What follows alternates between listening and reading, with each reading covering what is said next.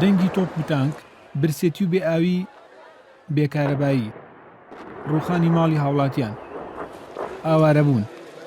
ئەمانە دیمەنی ڕۆژانی ژیانی هاوڵاتیانی باکووری کوردستانن بەهۆی بەردەوامی گرژی و ئاڵۆزیەکانەوە. گەنجانی کورد و گەریلاکانی پەکەکە لەناو شارەکاندا جێگیر بوون و لە زۆرینەی شوێنەکاندا خەندەقیان لێداوە. لە بەرامبەریشدا سوپای تورکیا سەرباز و تانک و ئۆتۆمۆبیلی سەربازیە ناوەتە ناو شارەکان و ئێستا شارەکان بەتایبەت جەزیرە لە سەربازگە دەچێت.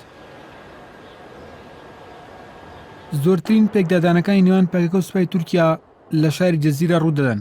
بەپێی وێنە و دیمەنەکانی شارەکە هیچ ئاماژەیەکی تیا نیە بۆ ژیانی ئاسایی دانیشتوانەکەی. بەهۆی شەڕ و پێکدادانەکانیشەوە زۆرینەی دانیشتوانی ئەو شارانی شەڕ و پێکدادان تیایاندا ڕوودەدەن، خەڵکەکەی ئاوارە بوون و ڕویان کردوتە ناوچە ئارامەکان.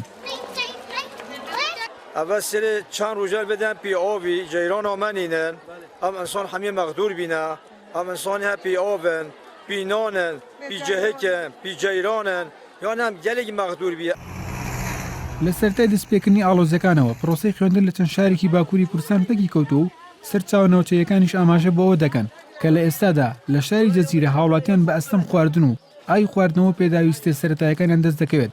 دانیشتوانی باکووری کوردستان داوای کۆتایی هێنان بە ئاڵۆزیەکان دەکەن.